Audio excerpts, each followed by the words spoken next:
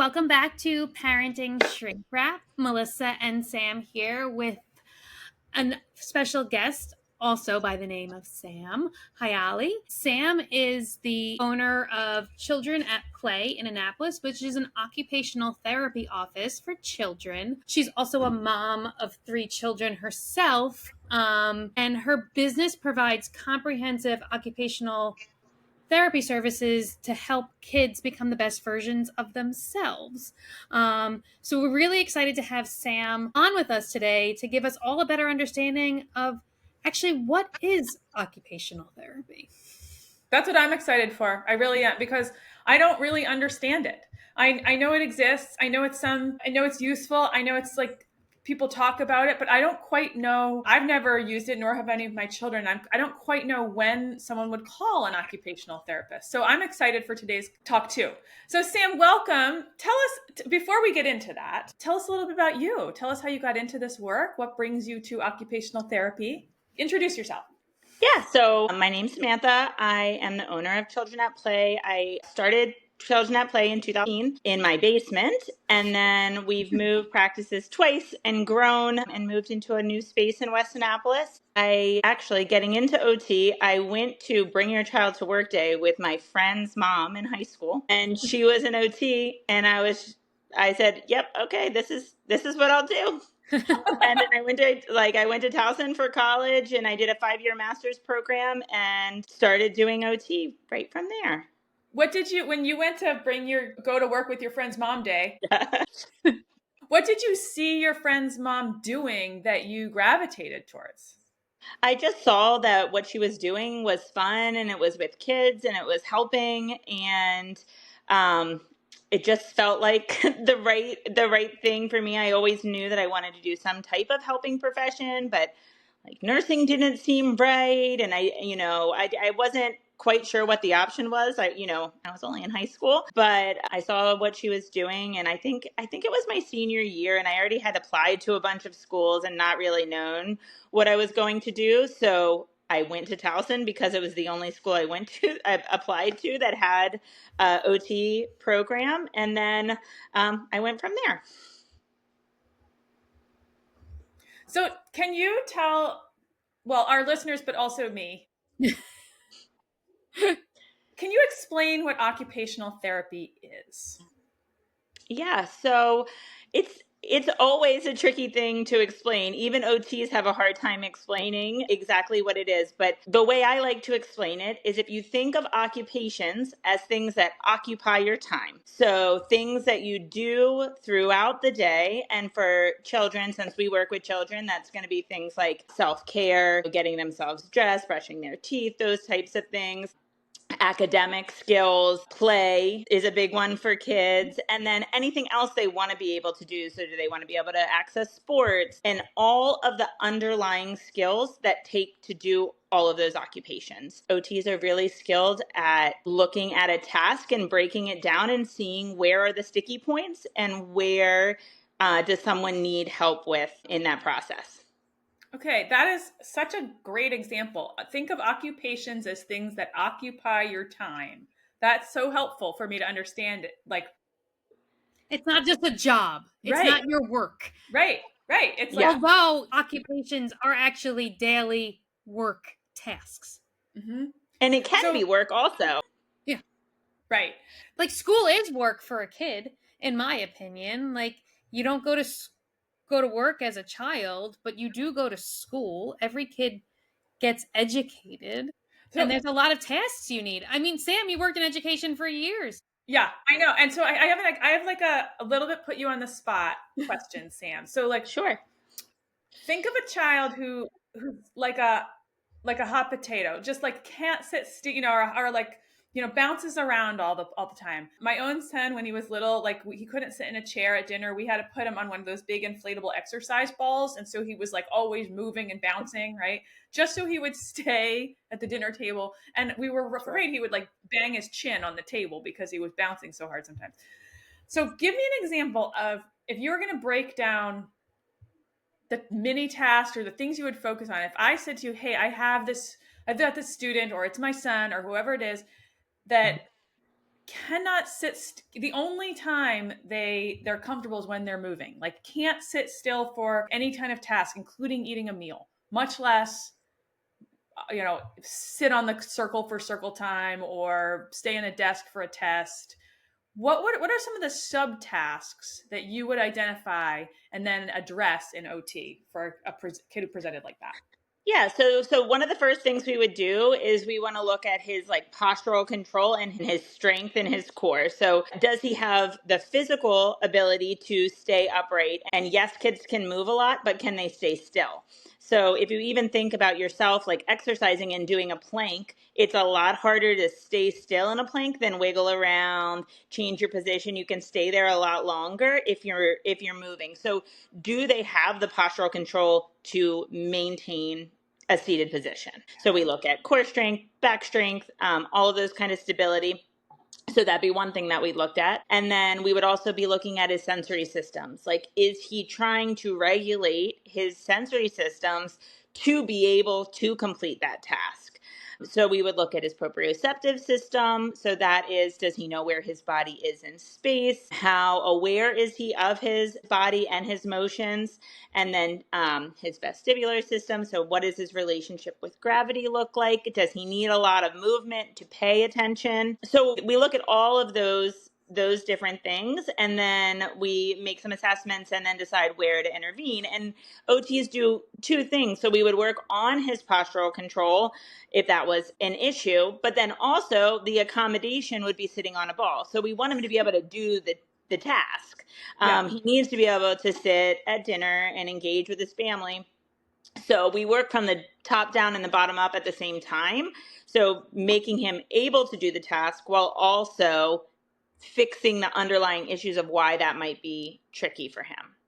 And I know for sure that Sam has treated lots of kids like your own in her practice because I refer them to her. You know what? When you started talking, my aha in what you were saying was, first I need to understand, does the kid have this like physical capacity to perform the task?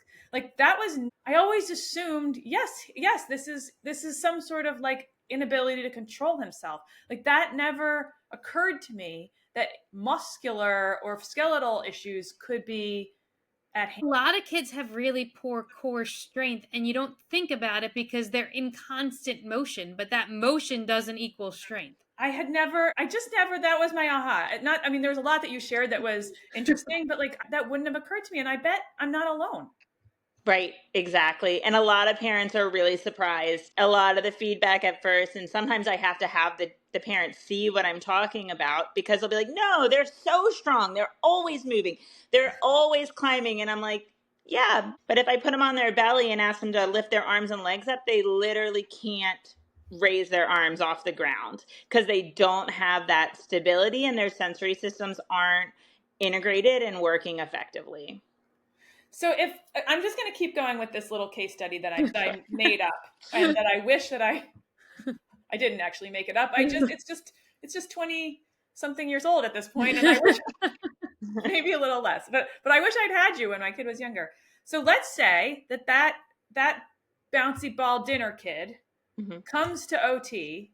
How do you work with him to, like, you just shared the outcomes, right? The outcomes would be increased core strength, potentially, if that was a shortcoming, provide accommodations in the environment, like promote the bouncy ball, but also give the kid the tool that he needs or that the child needs in order to navigate the environmental tasks, right?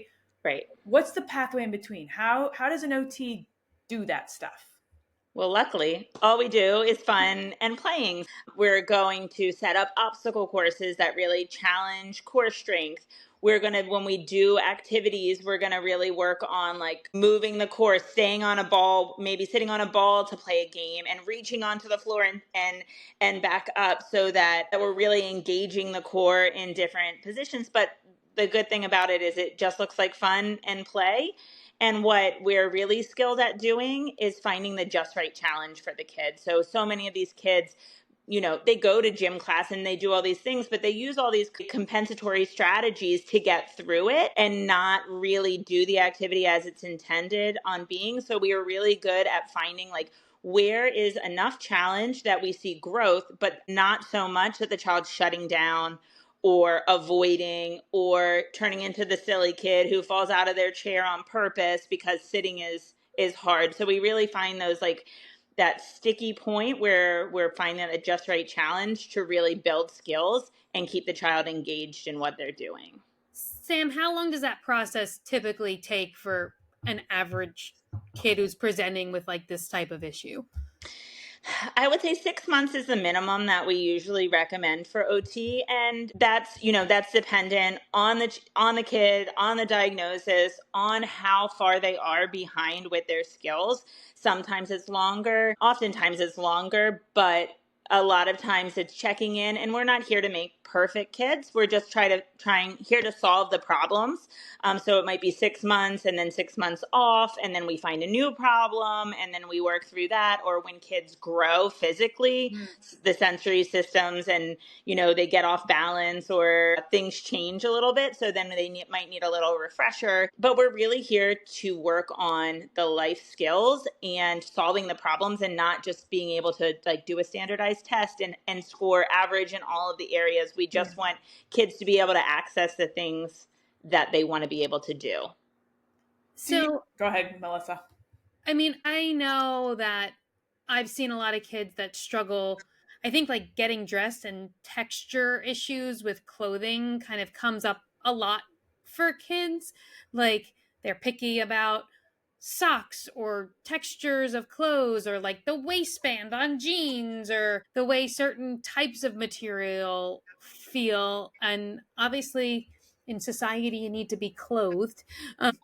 And I think a lot of parents will then just kind of only buy what the kid is willing to wear, but sometimes that can get really, really problematic, and like can't get out the door in the morning because we can't put on clothing for school or something. How does this look, I guess, with a situation like that? Because it's more kind of in the sensory field and the proprioception field. Yeah, so that's a really great question, because the first thing is everyone has sensory preferences. So if it's not restricting to the point where it's impacting the ability to do things, and there's not other sensory things, like everyone has, I don't like jeans, or I don't like this particular thing. And sometimes we get parents who really have like limited concerns, and we just say, buy different pants. They can wear like 10 other pants. But then we have some kids who, are crying because they want to go out and play in the snow, but they literally cannot put the clothes on. So they have the motivation to want to do that, and they're not unable to because it's painful for them. So there's a lot of things that go into that. A lot of it is just having a regulated nervous system. So the more regulated a child is, the less overstimulating other senses will be for them. So it's not necessarily like we don't do exposure therapy. We're not just exposing them to the thing that they don't like, but we're finding out how do their other senses help them stay more regulated. We use a lot of like the polyvagal theory and those types of things when we're working with kids. So keeping them in their window of tolerance, how do we keep them more regulated throughout the day so that clothing isn't overwhelming for them? So that's the, accommodation from the top down, finding the clothes that they will wear. And then from the bottom up, we're going to give them access to different sensations, lots of heavy work and proprioceptive input to help them have better body awareness, and then all of the other things that we do to help regulate their nervous system. And some kids, that might be like using a visual schedule to help them know what to expect, picking out clothes the night before, wearing your clothes that you're going to wear the next day to bed to limit transitions. So we have lots of tips and tricks on those kind of things too, to make less transitions, less clothing changes that can be helpful. I was thinking as you were just sharing that, like the kid who refuses to get dressed in the morning, and like from the kid's perspective, it's a can't do. And from the parent's perspective, they think it's a won't do. And particularly if you were raised in a household where it was like my way or the highway, like I'm the parent and what I say goes because I am the parent, and there's plenty of us who are raised like that, then you might bring some of that to your own parenting approach, right? Like, just get with the program, kid, right? So how often, or what, I guess this is kind of a two-part question. The first is, what signs should parents be looking for to make the distinction between can't and won't? And then the second part is, what advice do you have for parents who think, like, who are stuck in a cycle of trying to correct their kid, and the kid's like really insistent that they won't engage in some behavior, whether it's getting dressed or something else, because it's, for the kid, it's a nervous system or a body, like they're not capable. Yeah. That's a long question, but did Yeah. you follow me on those? Yes. Okay. Yeah. So that's a tricky situation.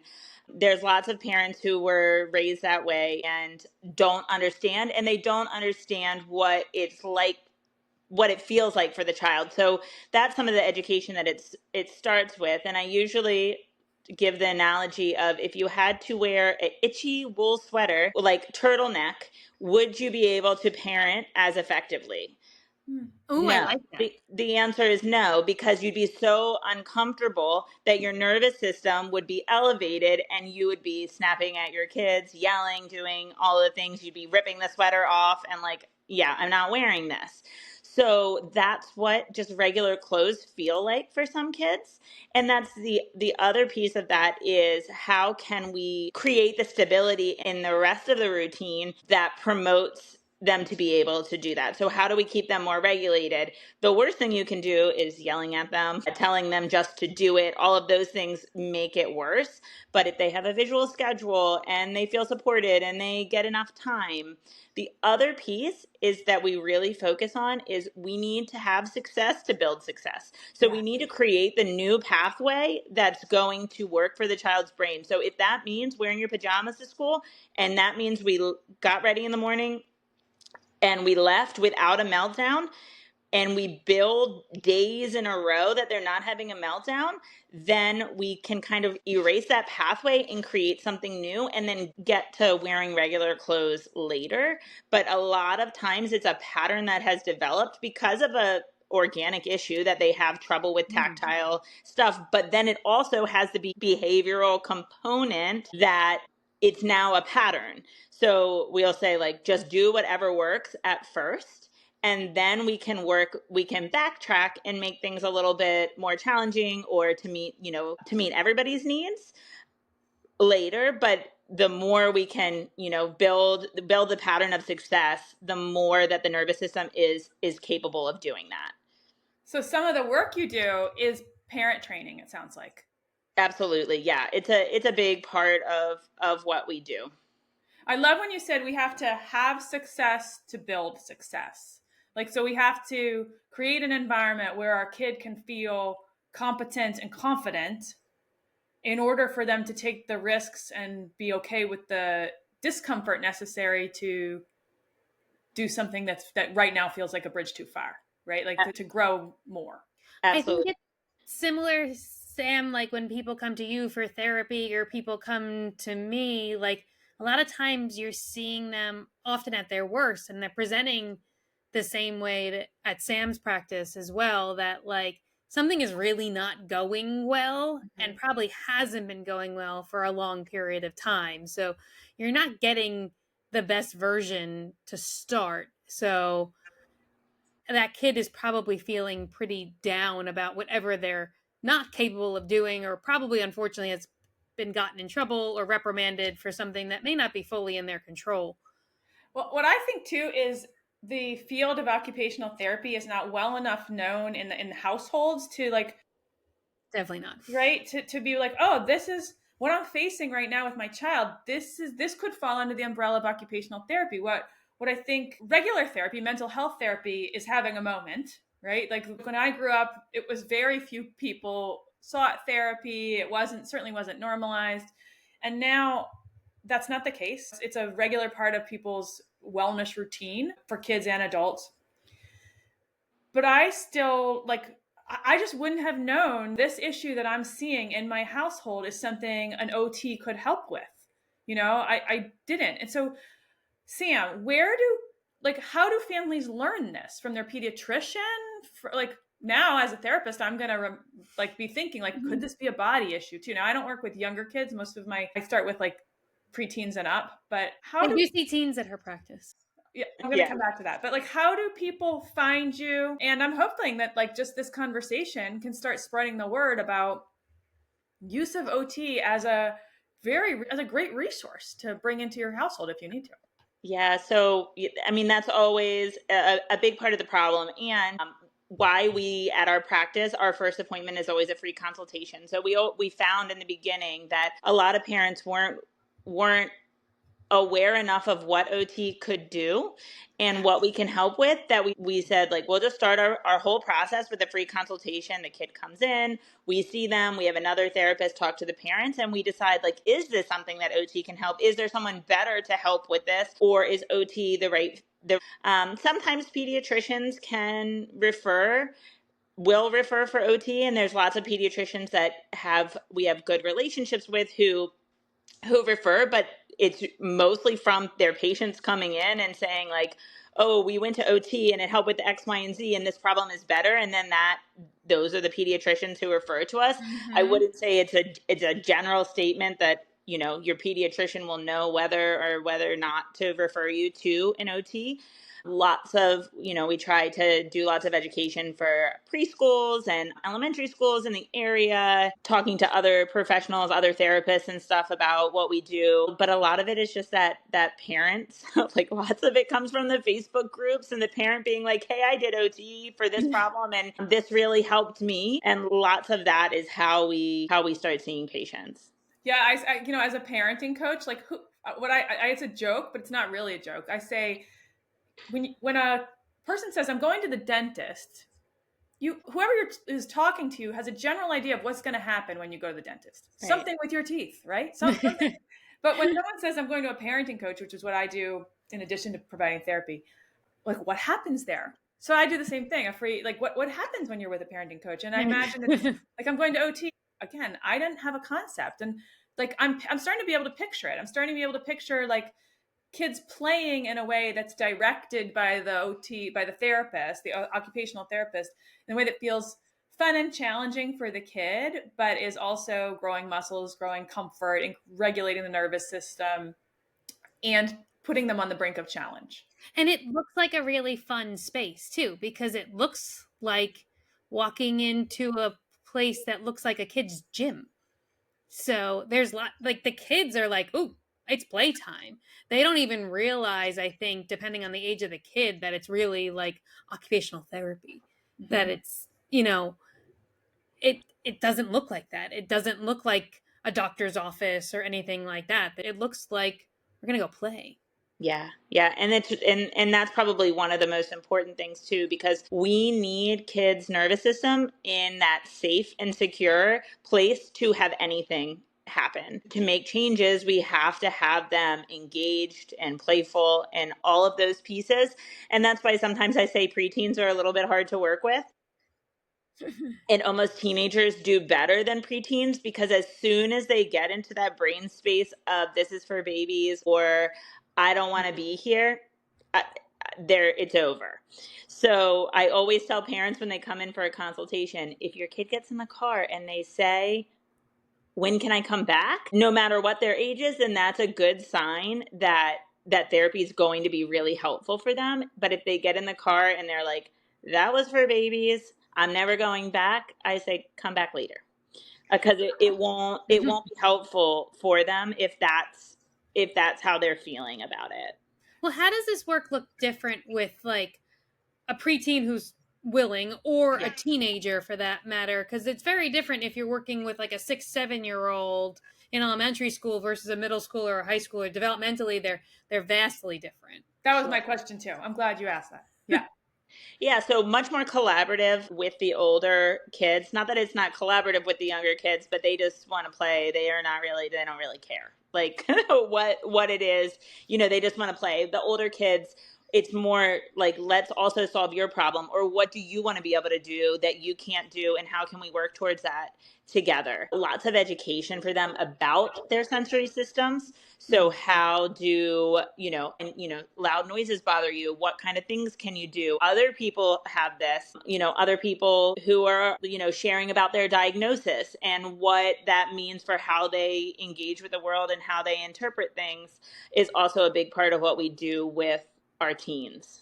So I work with teens on the autism spectrum. I work with teens who have high anxiety. I work with teens who have experienced trauma. And these are all things these are all circumstances for bodies or that can create really like hypersensitivity in the nervous system. Some of these kids present like they have trouble in crowds, like too much input overwhelms them. And the input could be auditory, visual, sensory feeling input. How would you work with an older kid who had that presentation? So a lot of, we do a lot of interoceptive work with those kids as well. So how is your body feeling when you do this? We might still put them on a swing or something because they typically like it. So, when you're on your swing, do you feel your heart rate is lower? Do you feel like you have less anxiety? How, we're checking in with how their body is feeling when they're doing those kind of things. And then giving them like real world situations, like, if you're at a party or if you're at a birthday or, and it's too overwhelming, what are the things that you can do to be more regulated? Okay.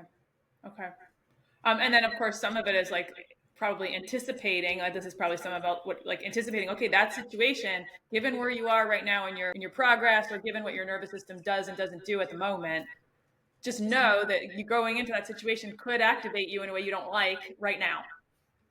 And I also think, related to particularly Sam's practice to children at play, one other thing they do that's related to this is they do offer social skills, which not every occupational therapy practice is going to offer. But I think it's a nice addition of another service that they do offer at children at play, because there's overlap there in the individual work of how am I feeling as an individual, and then being able to kind of practice those skills in a really safe, more regulated environment.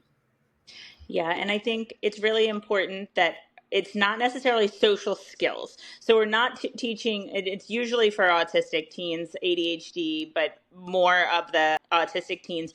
We're teaching, more neurodiverse skills, and how might that differ from neurotypical social skills, and how to differentiate between those things. And we do more education on those things, but we're not saying like, oh yeah, you have to make eye contact, or people are expecting you to do X, Y, and Z.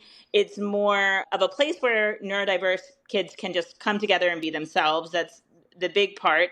But also, we're not teaching them to be neurotypical.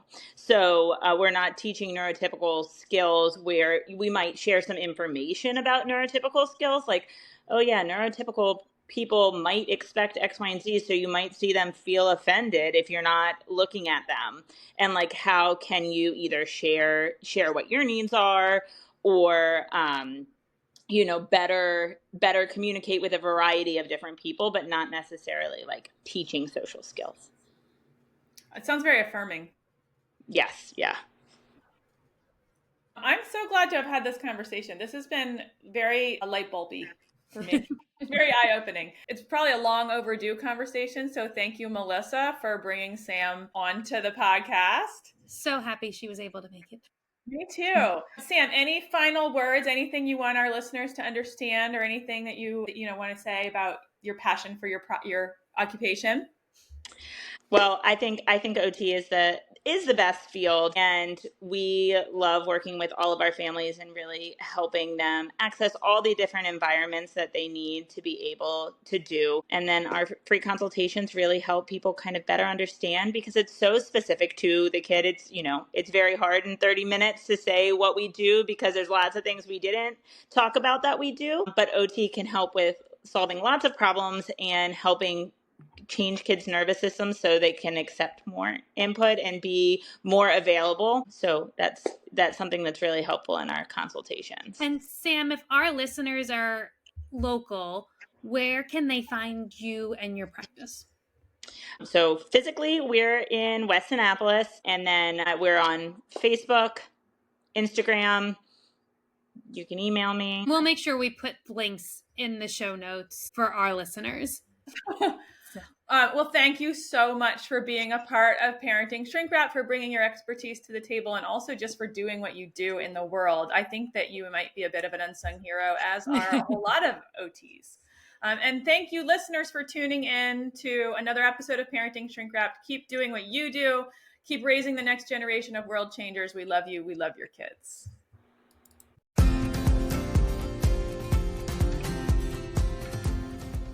Thanks for joining us on this wild ride called parenthood here at Parenting Shrink Wrapped. We hope today's episode gave you some useful tools and maybe even a few laughs to help you navigate the twists and turns of raising teens and kids. Remember, parenting is a journey, not a destination. And no matter where you are on the road, we're here to help you stay on course. Whether it's monumental meltdowns, teenage turmoil, or just the everyday chaos, you don't have to travel this path alone. So until next time, keep your seatbelt fastened, your sense of humor intact, and your eyes on the road. We'll be back soon with more compassionate conversations and practical strategies to support you and your family. Don't forget to subscribe to Parenting Shrink Wrapped wherever you get your podcasts so you never miss an episode. And if you've enjoyed today's show, we'd love it if you'd leave us a review and share it with a friend. If you have suggestions for topics you'd like to see us cover in the future, feel free to send us an email at parentingshrinkwrapped@gmail.com. Until we meet again, take care and enjoy the ride.